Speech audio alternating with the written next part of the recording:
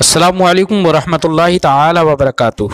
مرکز اہل سنت جامعہ رضویہ منظر اسلام کے یوٹیوب چینل ہم سبق درس نظامی میں آپ کا خیر مقدم ہے۔ جنہوں نے اب تک ہمارے چینل کو سبسکرائب نہیں کیا ہے وہ ضرور سبسکرائب کر لیں اور گھنٹی بھی دبا دیں تاکہ ہر اپلوڈ کی نوٹیفیکیشن اور اطلاع آپ تک پہنچتی رہے۔ ساتھ ہی ساتھ اپنے ساتھیوں سے بھی شیئر کریں اور بات پسند آئے تو لائک بھی کیا کریں۔ آپ کے سامنے اب حضرت مولانا مفتی محمد قمر صاحب اصول الشاشی کا درس دیں گے، آپ حضرات اس کو بغور سماعت فرمائیں۔ بسم اللہ الرحمن الرحیم۔ وَأَمَّا الْقَوْلُ بِمَوْجِبِ الْعِلَّةِ فَهُوَ تَسْلِيمُ كَوْنِ الْوَصْفِ عِلَّةً وَبَيَانُ أَنَّ مَعْلُولَهَا غَيْرُ مَا ادعاه المعلل۔ قیاس پر وارد ہونے والے اعتراضات کے تعلق سے گفتگو چل رہی ہے۔ قیاس پر وارد ہونے والے اعتراضات کتنے تھے؟ 8۔ ان میں سے پہلے اعتراض ممانعت کا ذکر اس کی دونوں قسموں کے ساتھ ما قبل میں گزر چکا۔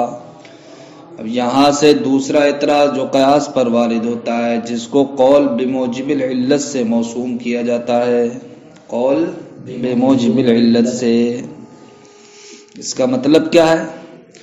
اس کا مطلب یہ ہے کہ مستدل نے جس وصف کو علت بنایا ہے، مستدل نے جس وصف کو علت بنایا ہے، مد مقابل اس وصف کے علت ہونے کو تو تسلیم کر لے، اس وصف کے علت ہونے کو تو تسلیم کر لے، لیکن جناب والا اس علت کا جو معلول ہے مستدل کے نزدیک، تو مد مقابل اس معلوم کو تسلیم نہ کرے، اس معلول کو تسلیم نہ کرے۔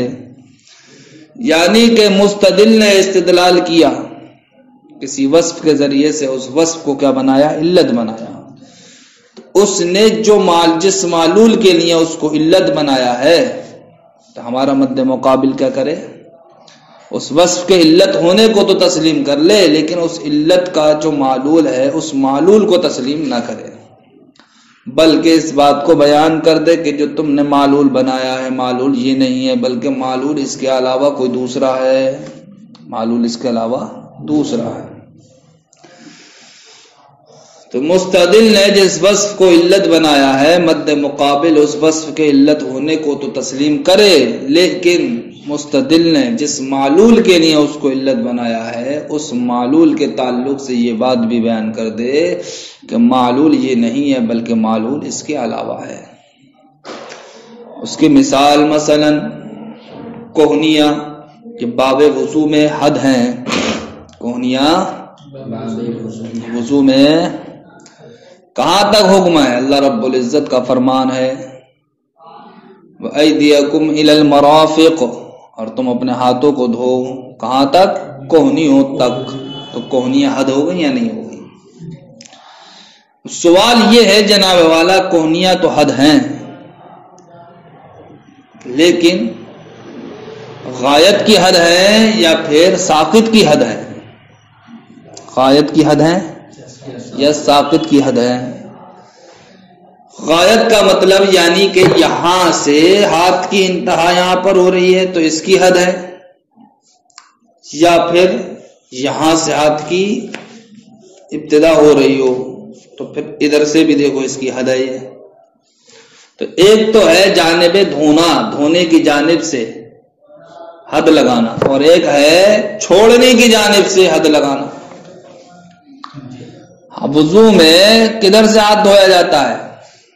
ارے نیچے سے اوپر کو دھویا جاتا ہے، تو ایک تو دھونے والی جانب ہو گئی، اور ایک ہے چھوڑنے والی جانب جس کو باڈی کہتے ہیں، چھوڑ دیا جاتے ہیں نہیں چھوڑ دیا جاتا ہے۔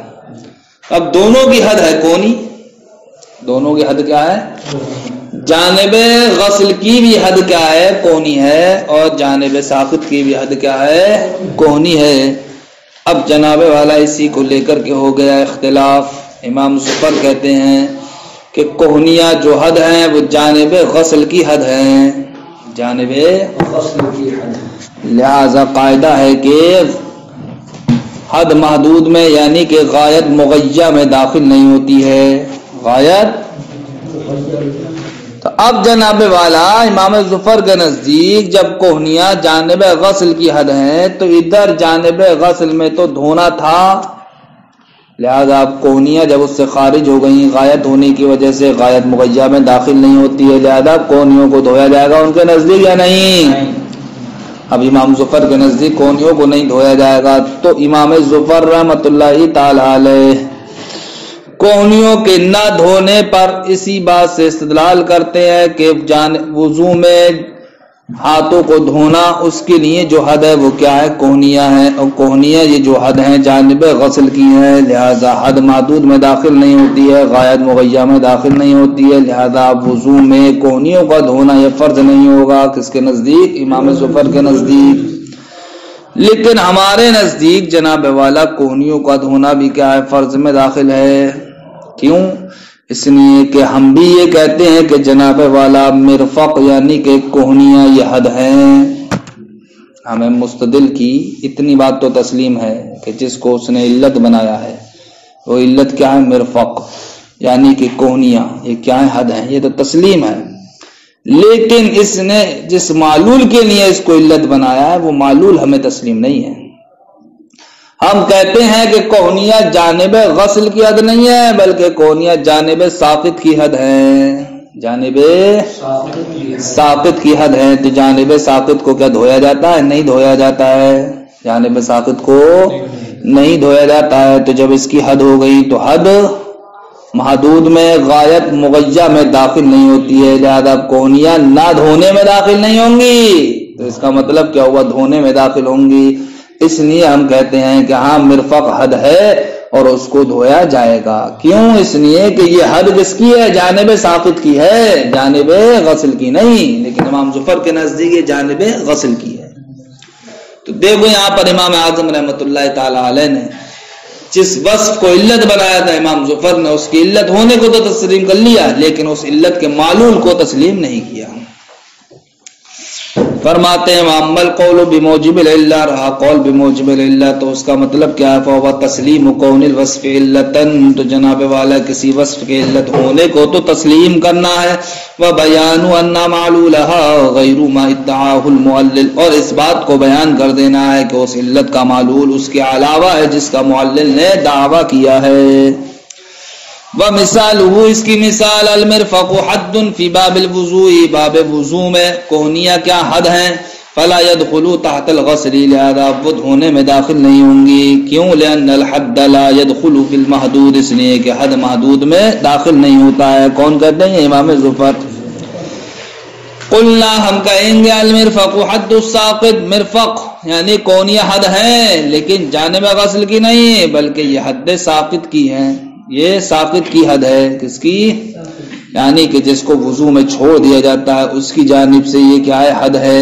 لہذا قاعدہ ہے کہ حد محدود میں داخل نہیں ہوتا ہے، تو اب محدود میں داخل نہ ہونے کا مطلب کیا ہوگا؟ کوہنیوں کو دھویا جائے، کیونکہ کوہنیوں کے مواد کو نہیں دھویا جاتا۔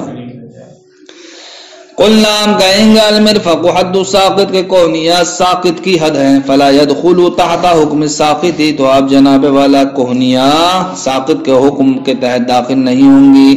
لأن الحد لا يدخل في المحدود، اس لیے کہ حد محدود میں داخل نہیں ہوتی ہے۔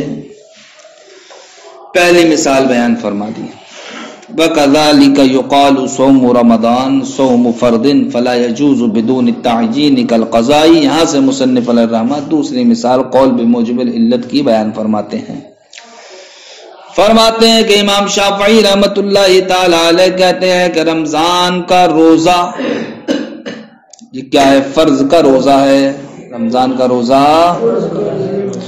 لہذا جس طریقے سے قضائے رمضان کا روزہ وہ بھی فرض کا روزہ ہے تو اس میں تعیین نیت کیا ضروری ہے، اسی طریقے سے رمضان کا روزہ یہ بھی فرض کا روزہ ہے، اس میں بھی تعیین نیت ضروری ہوگی۔ بغیر تعیین نیت کے روزہ رکھنا جائز نہیں ہوگا۔ کس کے نزدیک؟ امام شافعی کے نزدیک، کہ امام شافعی رحمۃ اللہ تعالی علیہ فرماتے ہیں قضائی رمضان کا روزہ جب انسان رکھتا ہے تو اس کے لیے نیت ضروری ہے۔ کیا ہے؟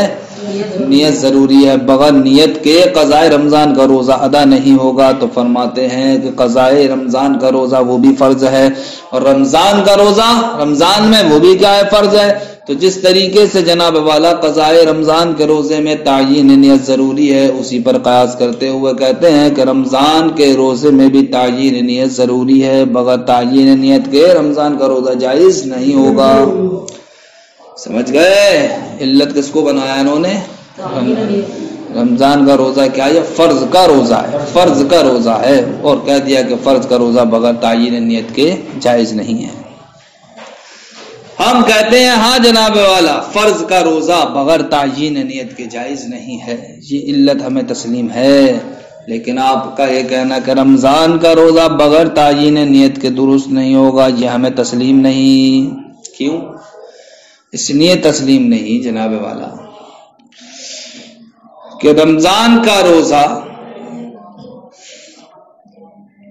تعیین نیت رمضان کے روزے میں اس لیے ضروری نہیں ہے کہ رمضان کا روزہ تو جناب والا خود ہی کیا ہے؟ متعین ہے۔